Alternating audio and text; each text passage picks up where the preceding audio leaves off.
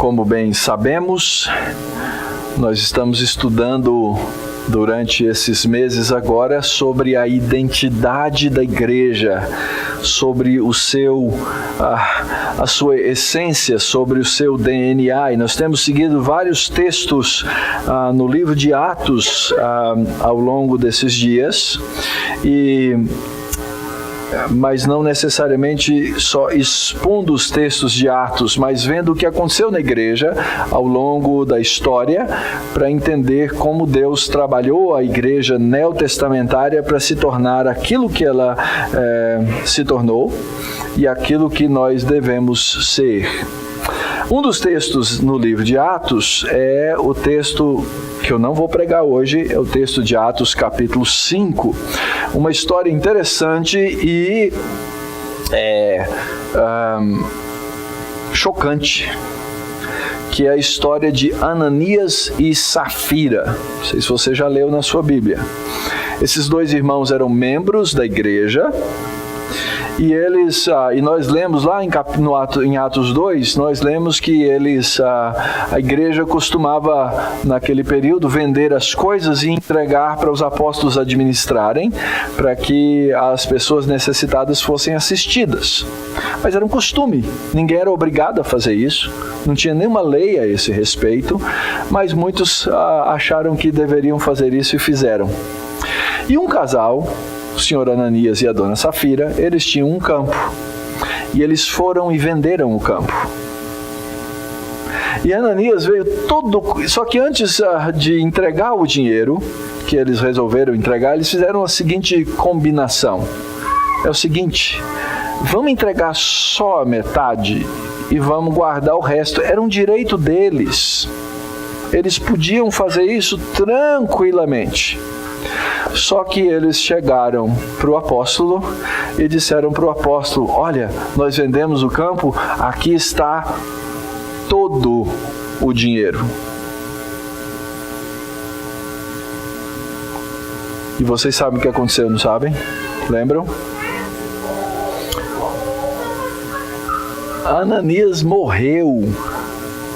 Pedro virou-se para ele e perguntou assim: por que é que você mentiu para o Espírito Santo?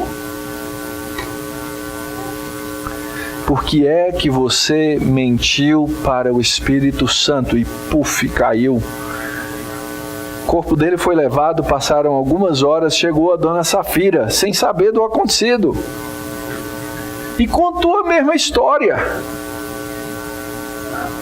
E o texto diz que ela também morreu na hora. Existem aqui algumas lições importantes para a gente dar início aqui ao tema que vamos estudar. E é por isso que esse era um dos temas que está aqui alinhado para nós estudarmos.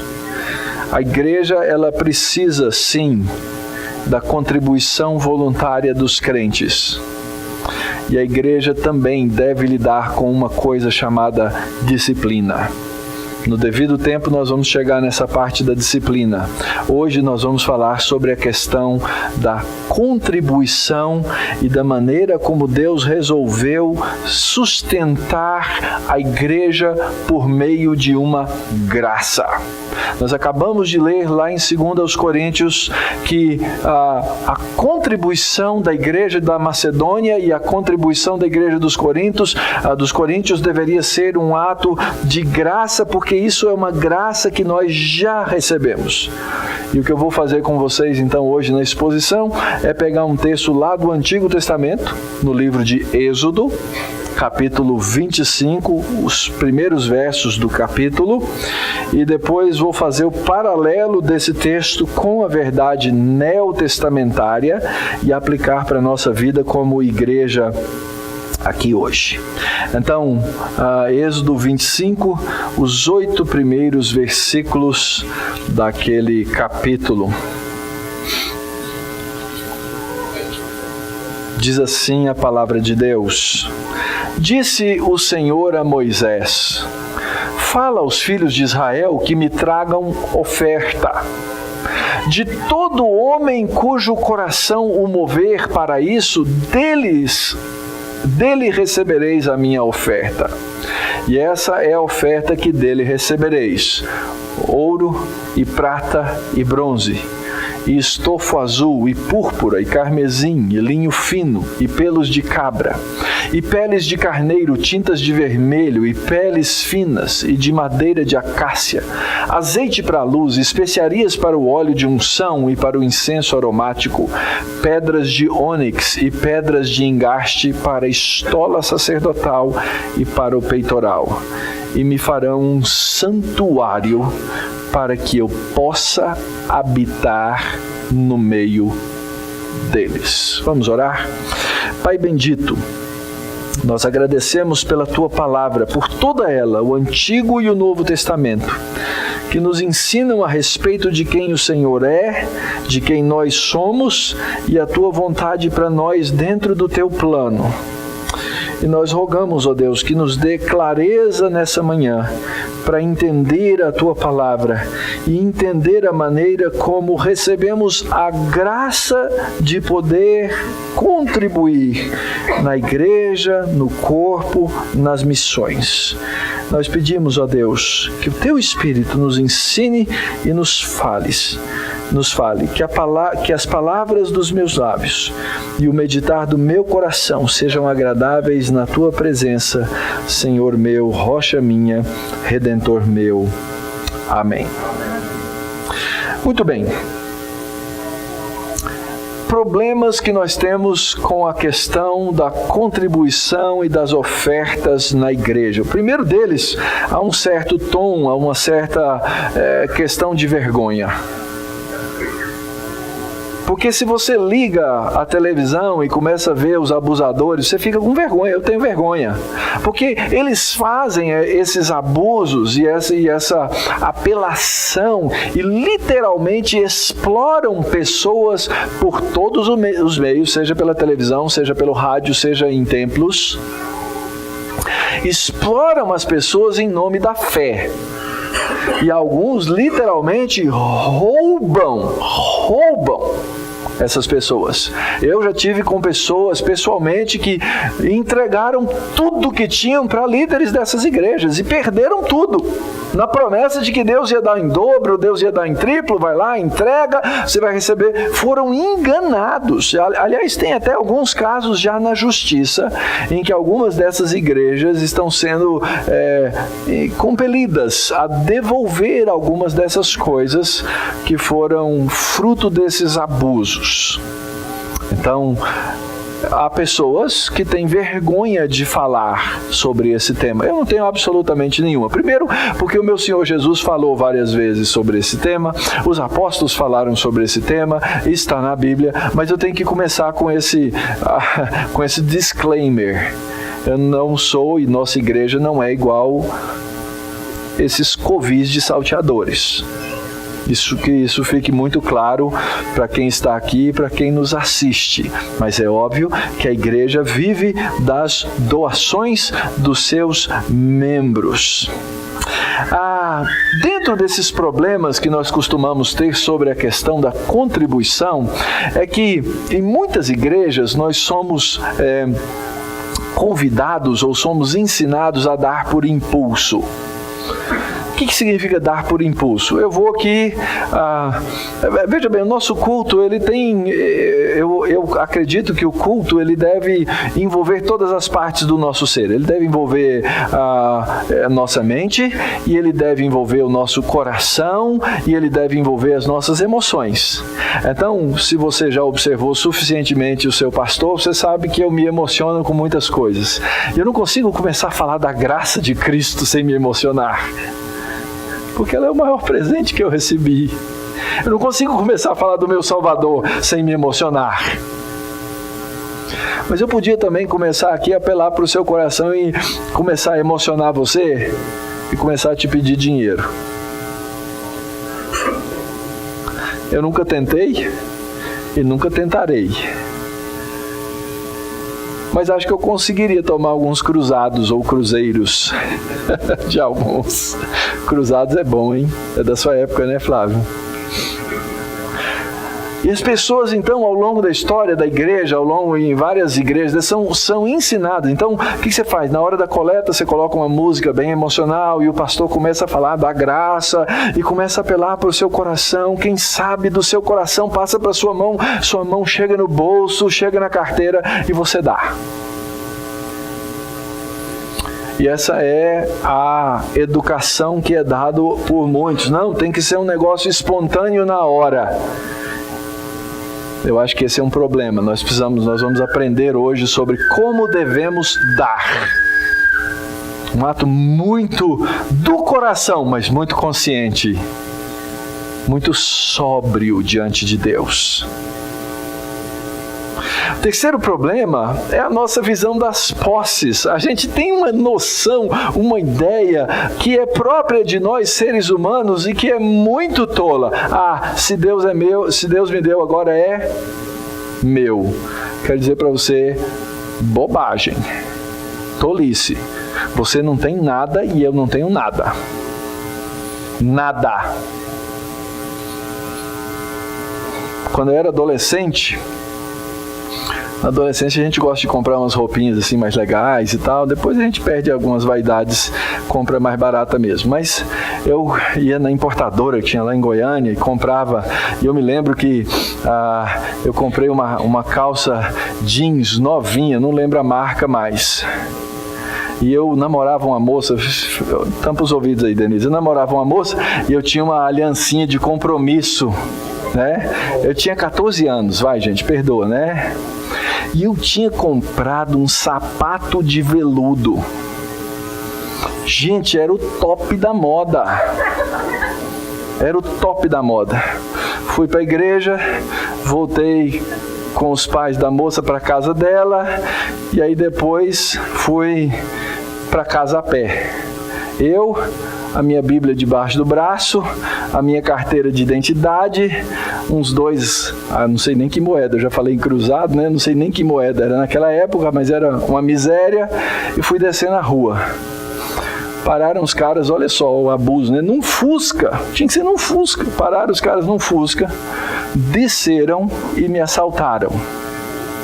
Levaram a minha Bíblia. Não, deixa eu contar a história.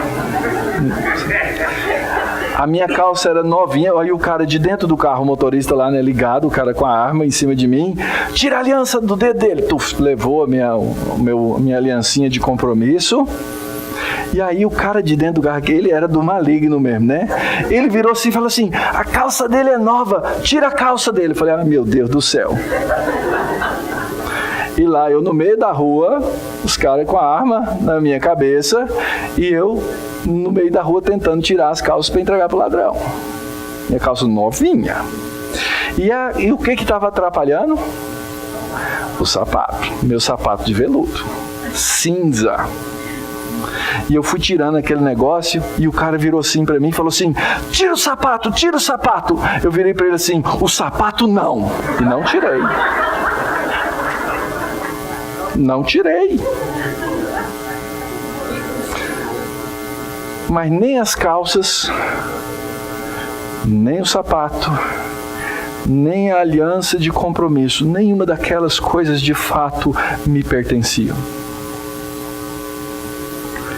Nem minha Bíblia que aqueles safados levaram. Queridos, nós não temos nada nesse mundo, tudo pertence a Deus. E as coisas que nós julgamos porventura acumular aqui nessa terra, Deus fala assim, cuidado, porque o ladrão leva, a traça corrói e a ferrugem destrói tudo.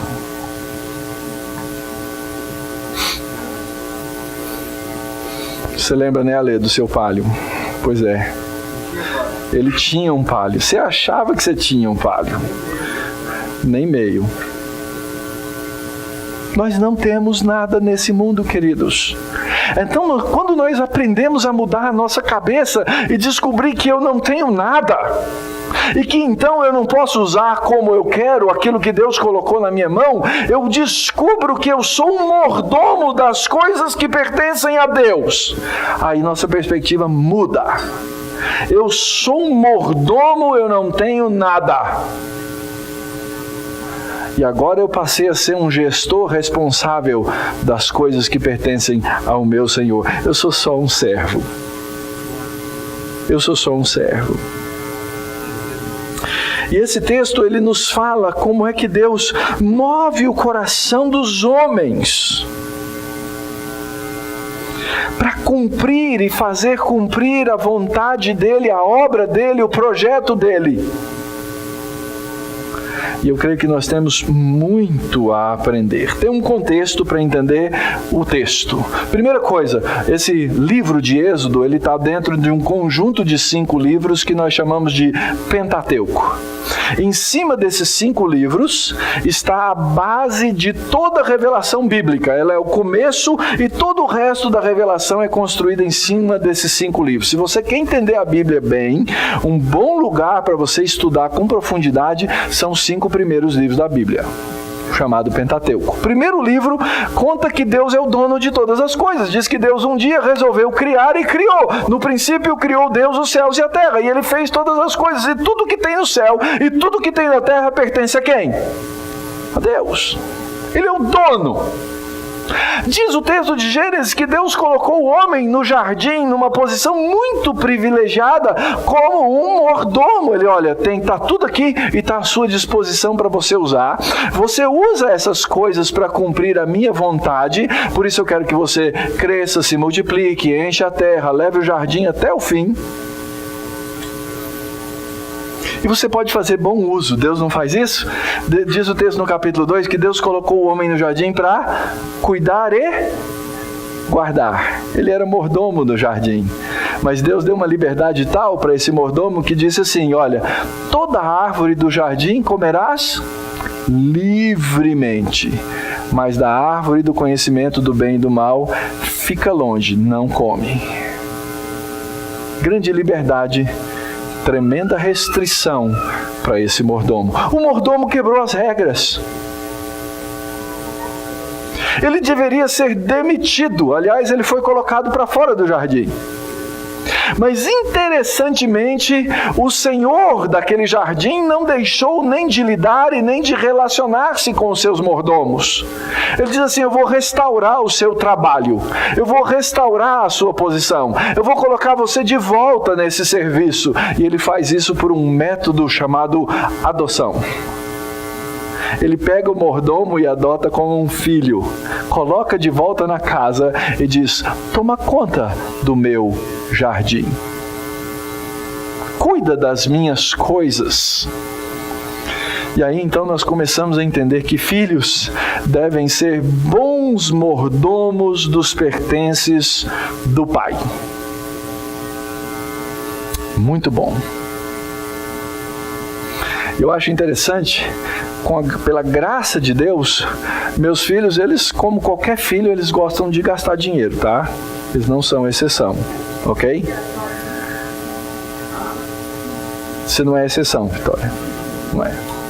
Mas eu acho muito interessante quando eles olham alguma coisa que eu vou fazer, alguma coisa que eu vou comprar, ou que eles querem comprar, e eles falam assim, não pai, isso é muito caro. Quero fazer diferente. Porque eles sabem que eles, ainda que tenham total liberdade, olha, eu na minha insanidade dei um cartão de crédito para eles. Mas eu já aprendi que eu posso ficar tranquilo, que eu não levo sustos quando chega a fatura. Até porque cada compra eu fico sabendo na hora pelo SMS. Mas há uma consciência de mordomia. Há uma consciência de mordomia. Eu sou funcionário de uma instituição que é grande. E eu sou responsável por um orçamento grande.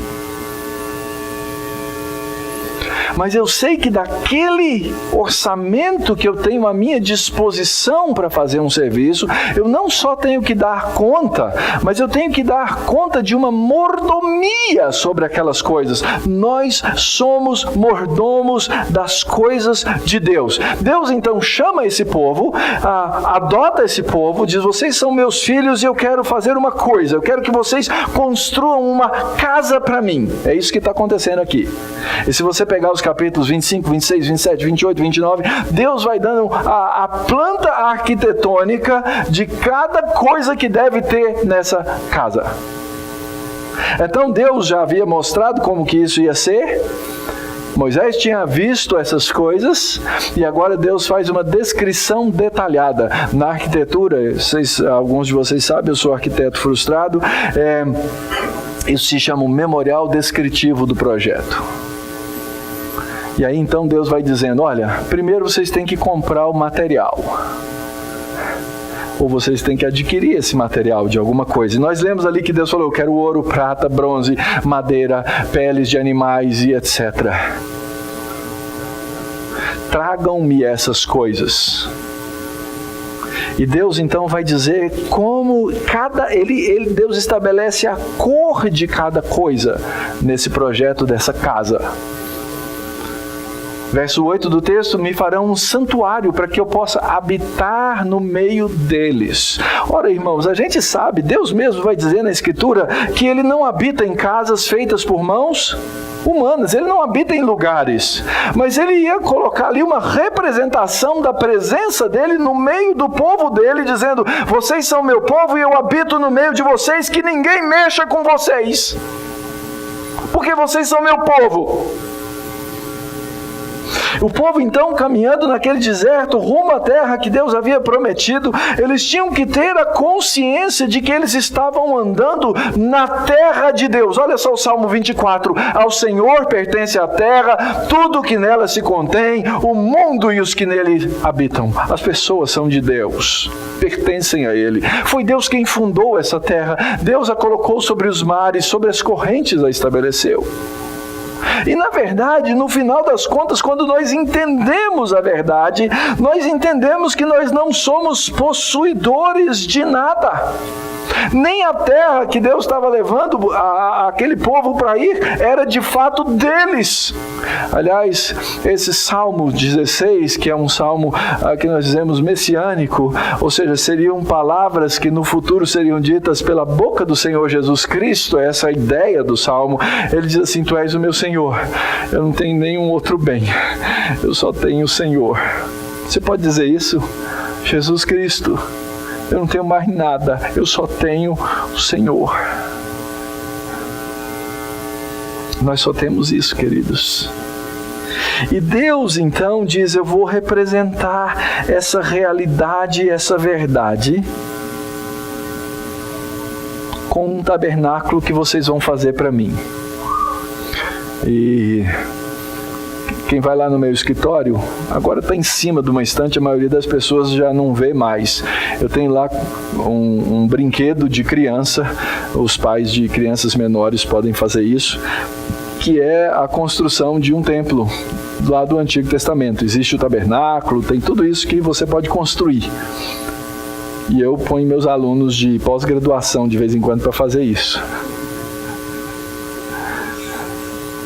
Nós precisamos ter essa clareza da representação de Deus no meio do seu povo. Vocês me farão uma casa que vai representar, e vocês vão fazer segundo tudo que eu vou mostrar como um modelo, como uma maquete do tabernáculo. Todos os móveis, tudo vocês vão fazer desse jeito.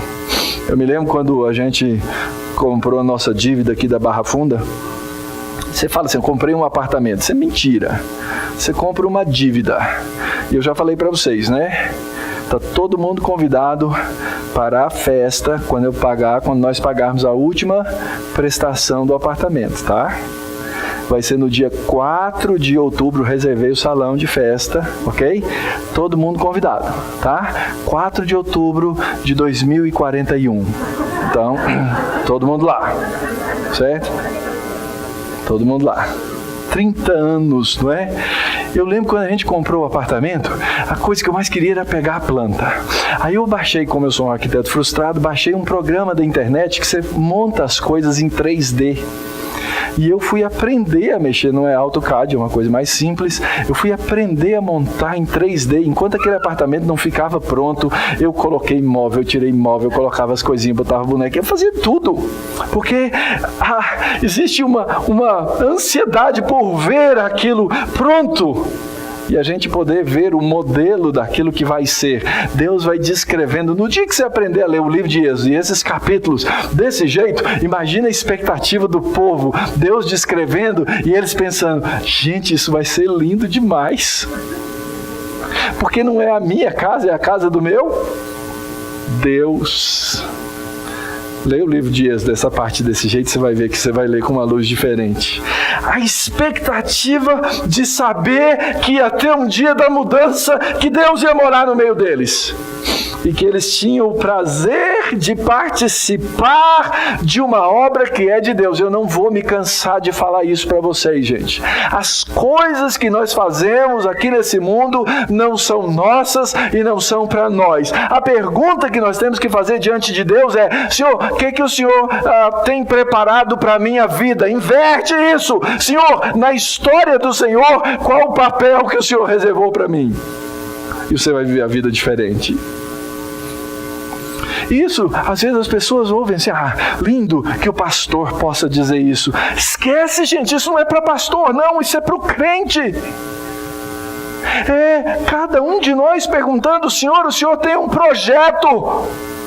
Qual o meu papel no projeto do Senhor? Porque eu quero viver para o Senhor. Quer um exemplo disso? Pega Jesus Cristo. O Filho encarnado de Deus viveu aqui nessa terra exclusivamente para cumprir a vontade do Pai. Um pai e um filho. Um pai e os filhos. Façam essa pergunta: Senhor, como é que eu me encaixo nessa história que é tua? No caso, o povo no deserto, pronto para construir o tabernáculo, que eles iam se regozijar em saber que Deus estava morando no meio deles. E é aqui então que entra o nosso tema a respeito da contribuição. E a primeira coisa que a gente aprende é que existe uma ordem. Deus fala a Moisés no verso 2 e diz assim: fala aos filhos de Israel que me tragam uma oferta alçada ou uma oferta levantada diante de Deus. Eles tiravam aquela oferta e consagravam aquela oferta.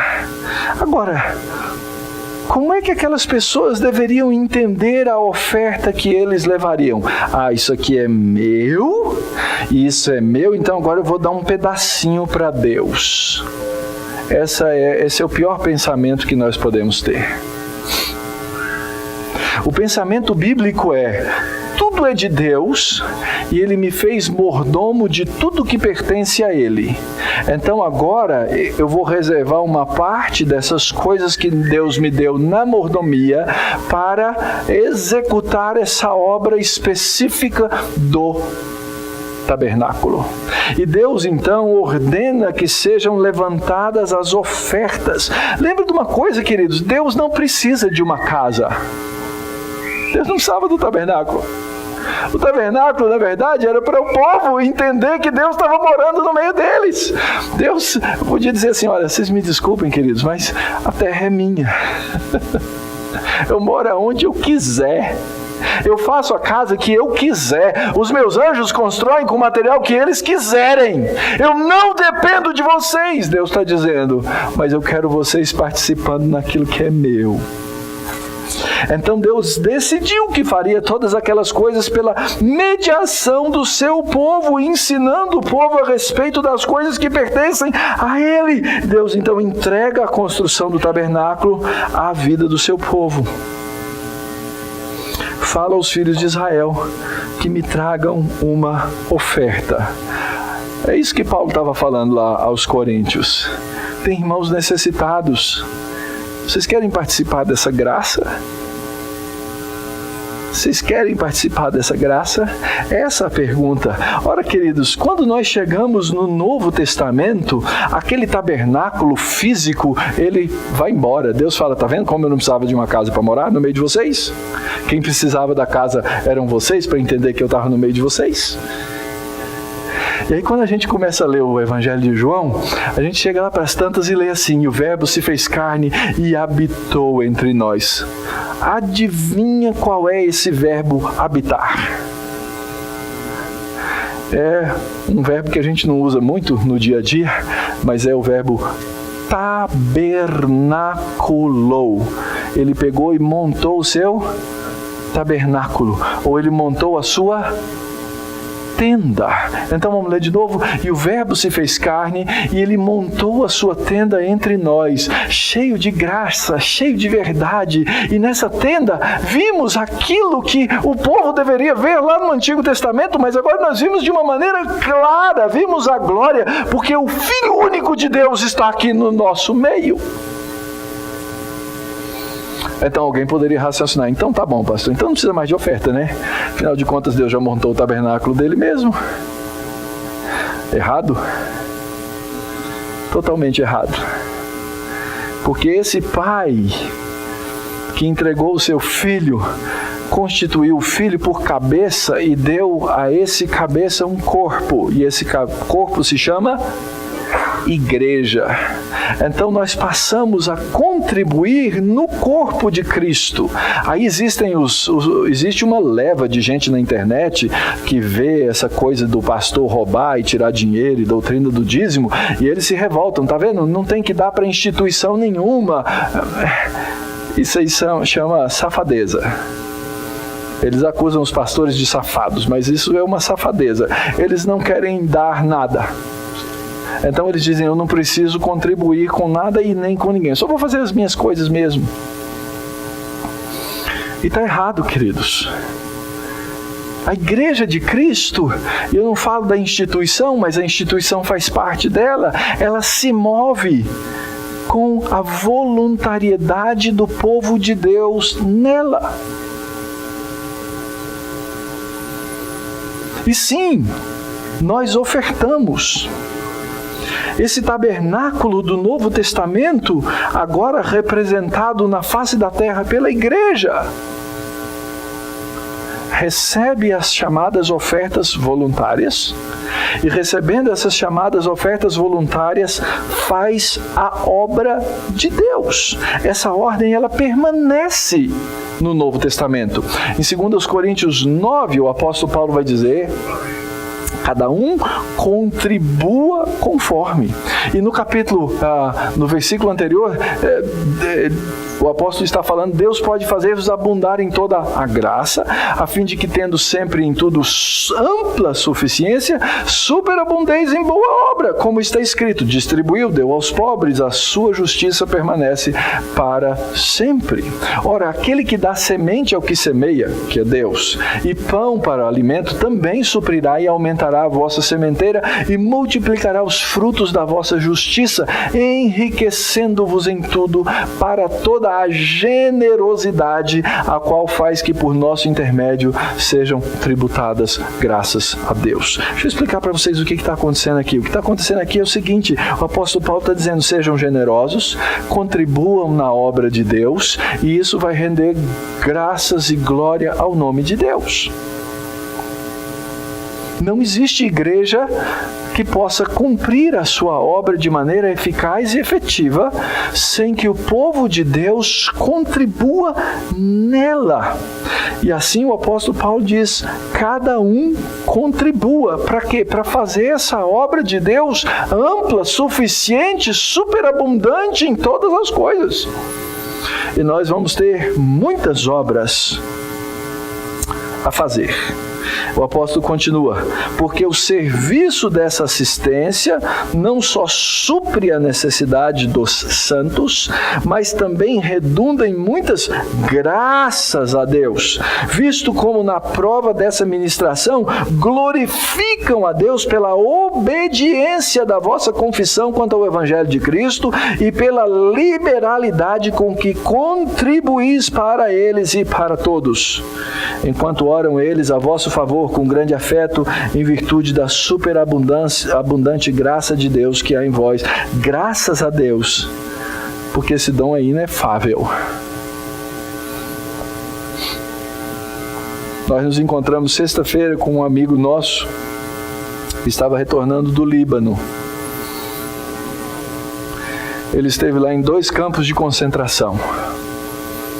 Um campo de concentração para cristãos e um outro campo de concentração para não cristãos. Ele faz essas viagens várias vezes ao ano. E ele quer montar um escritório agora no Líbano para atender aquelas pessoas. Você acha que ele faz isso com vento? Você acha que ele faz isso com conversa? Você acha que ele faz isso com dinheiro do governo? Não. E o projeto, e olha, essa é uma coisa que meu coração treme de perceber. O projeto é pegar refugiados, pessoas que são perseguidas por causa da fé, nesses países árabes, e quando for insustentável, eles não querem trazer todo mundo, porque eles não querem acabar com a igreja lá. Mas quando eles forem de fato nominalmente perseguidos, poder trazê-los para o Brasil. Ok, legal, trouxe para o Brasil, e aí agora? Chega aqui, morre de fome? Não. Eles estabeleceram uma escola agora na Jordânia para ensinar português para essas pessoas poderem vir para o Brasil. Mas aí eles vão trazer essas pessoas. E aí? Nós vamos ter que arrumar emprego para essas pessoas, nós vamos ter que arrumar casa para essas pessoas, nós vamos ter que ajudá-las a se reestabelecer. Mas esse é o serviço cristão. E eu queria poder contribuir com esse serviço cristão. Porque ele é super abundante ao redor do mundo. Ah, mas a gente gosta tanto das coisas da gente, fala a verdade. E a gente mesmo tem tantas necessidades, não é verdade? E, gente, vou falar para vocês, meu carro quebrou. E quebrou mesmo. Por imprudência minha e porque é velho, mas quebrou. Eu vou pensar primeiro na minha necessidade, eu não vou pensar neles, não é assim que nós fazemos? Os irmãos da Macedônia não fizeram assim. Eles eram pobres, mas eles sabiam que tinha gente passando necessidade. Isso chama-se liberalidade. Essa liberalidade rende glória ao nome de Deus, porque isso é a obediência da nossa confissão.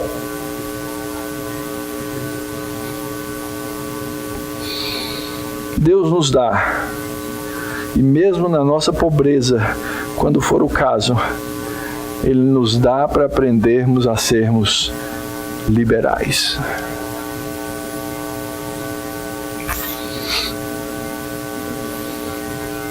Segundo, as contribuições devem ser voluntárias. Fala aos filhos de Israel que me tragam oferta de todo homem cujo coração o mover para isso, dele recebereis a minha oferta. Gente, ninguém precisa ofertar nada constrangido. Absolutamente nunca. Não deve ser nada feito por legalismo. O apóstolo Paulo vai dizer em 2 Coríntios, cada um contribua segundo propôs no seu coração, não por tristeza, nem por necessidade, nem por constrangimento. Deus ama quem dá com alegria.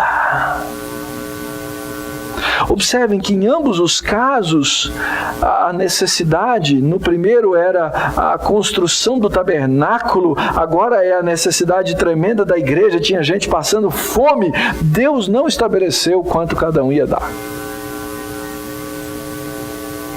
Deus não estabeleceu. Deem, sejam bondosos, sejam generosos. Observem que em ambos os casos a contribuição deveria ser segundo o coração. Olha, a palavra aparece tanto num quanto no outro. Tem que ser um coração movido para fazer essas coisas. E o coração aqui não é aquela emoção do momento, constrangimento causado, quem sabe, pelas palavras de um líder, ou quem sabe alguém tomando conta das suas emoções e você fazendo uma bobagem. Não, nada disso. A contribuição deveria ser uma decisão clara, consciente de cada um, atendendo a um chamado de Deus e a uma necessidade. Então, essas contribuições voluntárias, elas também devem ser contribuições planejadas. Contribuir deve ser parte do seu estilo de vida. Contribuir deve ser parte do seu estilo de vida. De novo, o apóstolo Paulo. Ora, quanto à assistência a favor dos santos, eu nem preciso escrever para vocês, porque eu já conheço a vossa presteza, a vossa prontidão, da qual eu falo para os macedônios. Eu me glorio. Olha, o pessoal lá de Corinto é generoso, dizendo que a Acaia está preparada desde o ano passado. Eles planejaram, organizaram, levantaram o dinheiro, e ele diz, o vosso zelo estimula outros. Contudo, enviei os irmãos, esses que estão aí entregando essa carta, para que o nosso louvor a vosso respeito, nesse particular, não se desminta. O que o apóstolo Paulo está dizendo assim, olha, vocês não me decepcionem, eu falei bem de vocês aqui. Não deixa a peteca cair. É isso que ele está dizendo. A fim de que, como venho dizendo, estivesseis preparados. Para que, caso alguns macedônios forem comigo e vos encontrem desapercebidos, não fiquemos nós envergonhados, para não dizer vós, de que não fizeram o que deveriam ter feito. Então aqui está um princípio neotestamentário fundamental, chama-se planejamento. Tem muitas igrejas que fazem isso, ajudam as pessoas na sua vida financeira. Tem gente que não sabe viver financeiramente e começa a tropeçar nas pernas por não se organizar. Aí o que acontece? Você começa a gastar mais do que você tem, você começa a se envergonhar porque não consegue dar conta das coisas. Planejamento financeiro é uma coisa boa entre os cristãos. Nós devemos aprender a fazer isso, nos planejar financeiramente, para que a gente possa trabalhar com voluntariedade nessas coisas. Frequentemente a gente entende esses textos de maneira superficial, mas o apóstolo Paulo está dizendo, olha, senta e vê como vocês vão contribuir e sejam ativos nisso. Façam isso. Não tenham só boas ideias. É certo que quando você vê uma necessidade, uma miséria, e o seu coração é tocado, você dá para alguma coisa. Eu podia falar aqui, quem sabe, lembram, 2 anos atrás, aquele irmão que veio foi do Sudão? Quem lembra? Que veio para um evento aqui, foi roubado aqui na entrada, não tinha nada, ficou sem roupa, ficou sem a mala, ficou sem coisa nenhuma. Lembram? Eu falei isso aqui na igreja. O que aconteceu? Aquele irmão saiu daqui com umas 2 malas de roupa, saiu com um computador, saiu com um monte de coisa. Provavelmente voltou um homem rico para o Sudão. É lógico que a gente vê uma necessidade e a gente quer ajudar. Alguns falam assim, mas cuidado, tá cheio de enganador aí. Eu sei. Mas a gente ajuda assim mesmo. Se entrega um dinheiro para alguém na rua que você fala assim, esse aí é drogado, bêbado. E daí? Bêbado não tem fome? A gente faz isso. A voluntariedade e essa coisa do momento, ela é importante.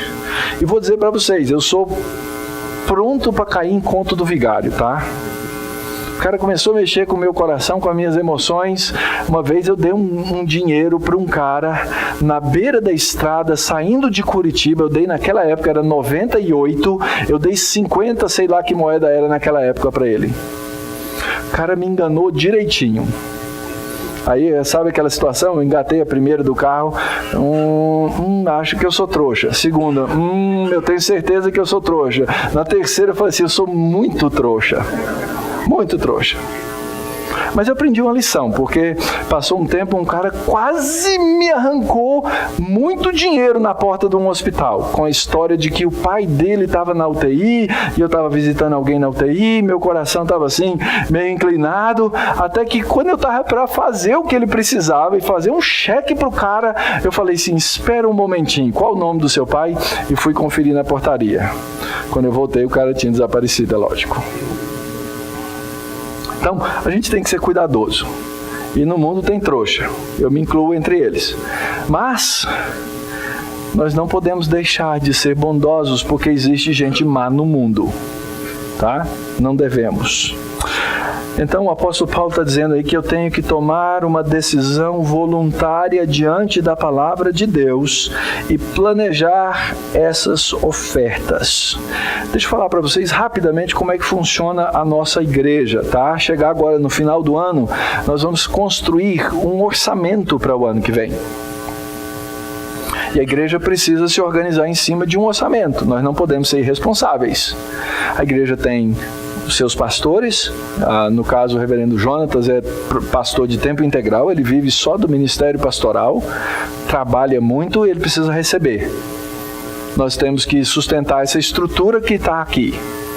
E aí o que acontece? Nós vamos montar um orçamento, orar a Deus e falar assim, Senhor, abençoa, e dá coração voluntário aos irmãos. Porque pode chegar lá no meio do ano e não ter dinheiro para pagar um salário, ou para alugar o hotel. Tudo isso pode acontecer, irmãos. Tudo isso pode acontecer, mas nós temos que nos planejar. O planejamento é importante, daqui a pouquinho eu vou falar como é que nós costumamos planejar essas coisas. Qual foi o resultado naquela situação? Êxodo 35, tomai do que tendes uma oferta para o Senhor. Cada um de coração disposto voluntariamente atrará por oferta ao Senhor. Ouro, prata, bronze, etc. E no final da história, que é quando Deus passa todo o memorial descritivo do projeto, diz assim, então, toda a congregação dos filhos de Israel saiu à presença de Moisés. E veio todo homem cujo coração o moveu e cujo espírito o impeliu, e trouxe a oferta ao Senhor para a obra da tenda da congregação, para o serviço, para as vestes sagradas. Vieram homens, mulheres, todos dispostos de coração. Trouxeram fivelas, pendentes, anéis, braceletes, todos os objetos de ouro.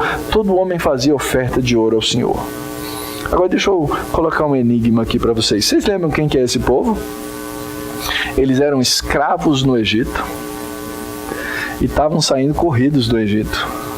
Você vai perguntar assim, mas pastor, onde é que eles arrumaram esses negócios? Vocês lembram? Vocês lembram o que aconteceu depois da última praga? Deus constrangeu os egípcios a darem essas coisas aos israelitas na saída da escravidão. Eles estavam com tanto medo porque os primogênitos já tinham morrido, que eles iam morrer. Eles falaram assim, nós vamos morrer todo mundo, vai embora, toma. E deram na mão deles. Eles saíram muito, gente de sandália no pé, saco nas costas e outro saco cheio de dinheiro, de ouro, prata e etc. Deus deu.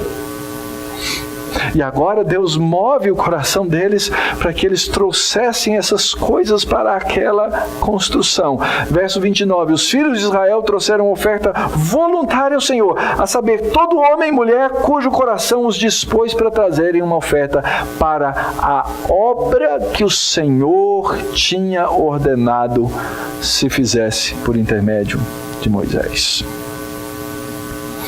É assim que foi no Antigo Testamento, queridos. É assim que funciona no Novo Testamento.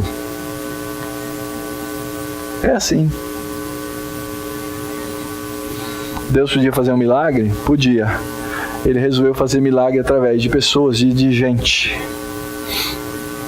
E Ele faz. E Ele surpreende a cada dia com as coisas que Ele faz. Então, voluntarie-se planeje, proporcione e peça que o Senhor disponha o seu coração. Como é que a gente faz isso na prática? Agora você vai fazer isso, mas pastor, como é que a gente faz na prática? Nós somos a Igreja Presbiteriana do Brasil, e a Igreja Presbiteriana do Brasil, ela é uma igreja que adotou a prática bíblica do dízimo. E você vai me perguntar assim, mas pastor, o dízimo é uma obrigação do crente, como é que funciona isso? Eu creio que o segredo para entender essa doutrina chama-se o padrão da proporcionalidade. É o padrão da proporcionalidade. Se você me perguntar assim, pastor, existe uma ordem bíblica no Novo Testamento de dar o dízimo? Eu vou ser sincero e honesto com você, não existe. E eu estou me comprometendo que isso vai para o ar e vai estar cheio de pastor bravo aí comigo. Agora, nós somos uma comunidade pactual. Deixa eu explicar para vocês como é que funciona isso. Eu nunca vou constranger nenhum dos senhores a dar o dízimo. Você nunca vai receber um boleto na sua casa cobrando-lhe o dízimo. Esqueça disso. Mas como comunidade pactual, nós funcionamos através de pactos que nós fazemos. Nós temos o pacto de Deus sobre a nossa vida e nós pactuamos. Quer ver um pacto comunitário que nós temos?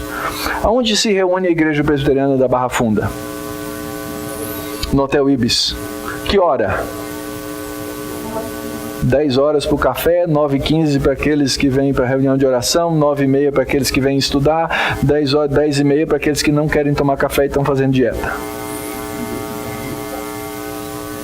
Aonde está isso na Bíblia, gente? Não está em lugar nenhum. Isso é um acordo entre nós. Nós acordamos isso. Nós temos uma ordem bíblica de nos reunir diante do Senhor no dia do Senhor. Essa é a ordem bíblica. Isso nós cumprimos. Muito bem. Nós fazemos uma série de pactos. Vocês que já são membros da igreja, vocês concordaram e pactuaram, por exemplo, em obedecer à liderança da sua igreja. Isso é um voto que você faz aqui na frente de submissão aos líderes da igreja, que são os oficiais da igreja, que são os pastores, presbíteros e diáconos.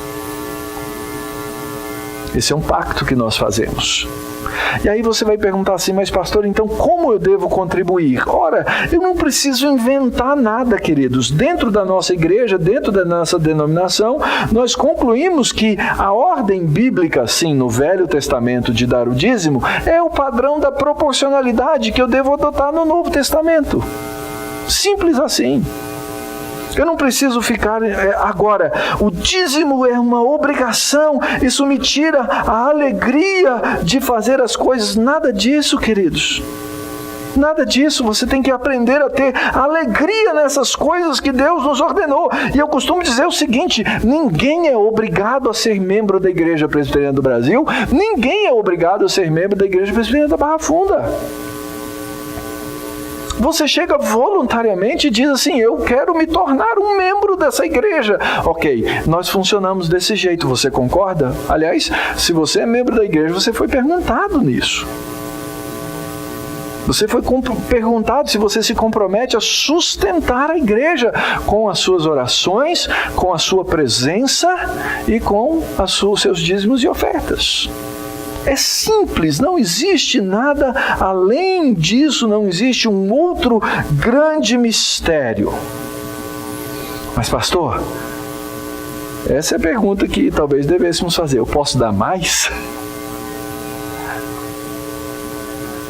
Porque o nosso coração costuma dizer assim, pastor, não dá para dar um descontinho não? Entre pastores nós brincamos, né? Não, estou fazendo uma promoção de dízimo a 8% lá na igreja. Quem sabe aparece mais uns.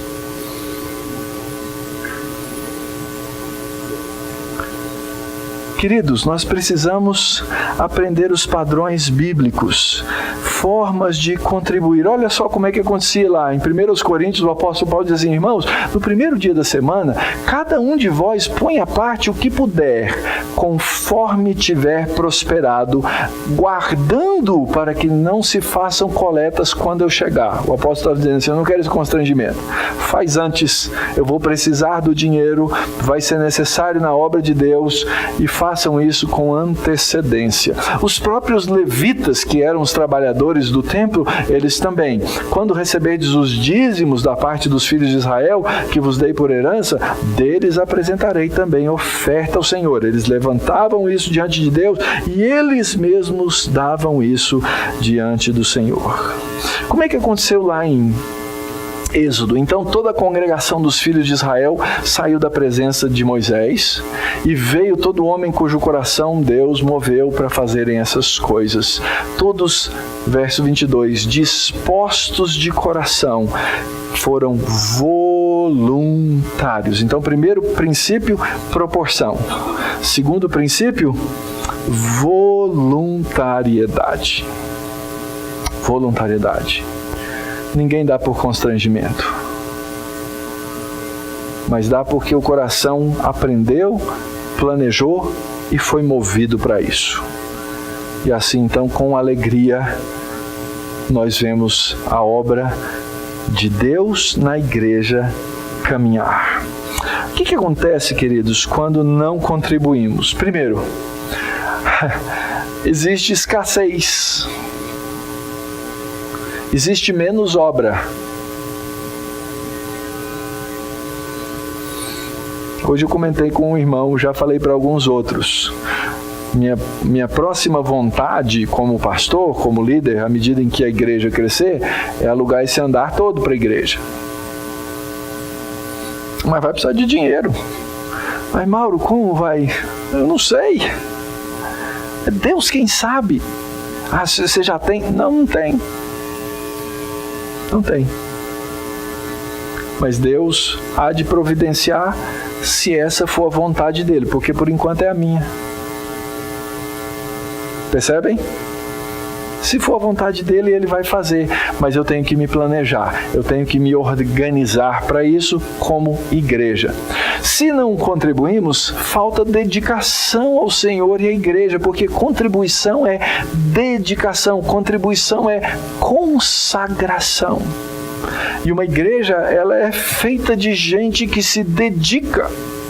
Se não contribuímos, a igreja está carente dos dons do Espírito. O apóstolo Paulo, quando lista os dons do Espírito em Romanos capítulo 12, ele fala do dom de contribuir. E esse deve ser exercido com generosidade. Agora, essa é uma graça que muita gente prefere deixar de dizer: não, senhor, essa graça o senhor não precisa me dar. Pode deixa os outros irmãos terem esse dom, eu não. Quando não contribuímos, é difícil encontrar comunhão, uma vez que se contribui para a igreja como se contribuísse para uma instituição filantrópica. Mas nós não somos instituição, queridos. Nós somos corpo de Cristo. Um pedaço do corpo de Cristo que se reúne aqui nesse lugar da Barra Funda. Amanhã pode ser em outro lugar, a gente não sabe o que Deus tem reservado para a gente não sabe para onde a gente vai. O que é que faz vocês, o que é que faz com que nós sejamos igreja? O quê? Cristo, o nosso cabeça. Não é CNPJ, não é endereço, não é lugar, mas é a comunhão do povo de Deus. Então você não vai contribuir para uma instituição de filantropia, porque a igreja não é instituição de filantropia. Nem pode ser. Mas principalmente, quando a igreja não contribui, é porque falta a consciência de que contribuir é graça de Deus e é amor ao Evangelho. E é fundamental eu entender essa graça. É essencial. Faltou entendimento. Posso dar boa notícia para vocês? Com a graça de Deus, nós temos sido supridos em todas as coisas até hoje. Nós temos supridos em todas as coisas até hoje. Deus nos tem suprido. Não faltou nada na Igreja Presbiteriana da Barra Funda. Deus nos deu parceiros, Deus nos providenciou a Igreja Presbiteriana da Lapa, Deus providenciou o projeto missionário cooperativo da IPB e Deus providenciou os irmãos fiéis aqui que dão as suas contribuições. E nós damos graças a Deus. Eu só estou falando aqui de uma das marcas da igreja que devem ser claras: um povo de coração voluntário.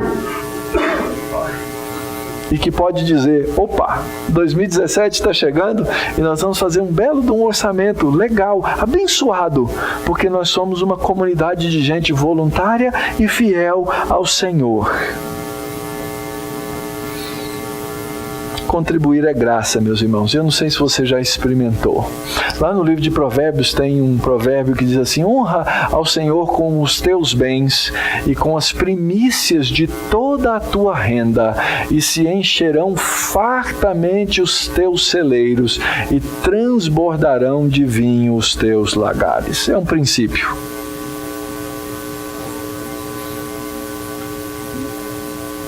Eu podia pegar esse texto e forçar ele na goela de vocês, dizendo, faz aqui que Deus está garantindo. Não, não é isso, não, isso é um princípio. Deus nos dá um princípio aqui. E depois em 2 Coríntios, pedindo-nos com muitos rogos a graça de participar da assistência dos santos. Por quê? Porque quem conhece a graça do Senhor Jesus Cristo quer participar na graça.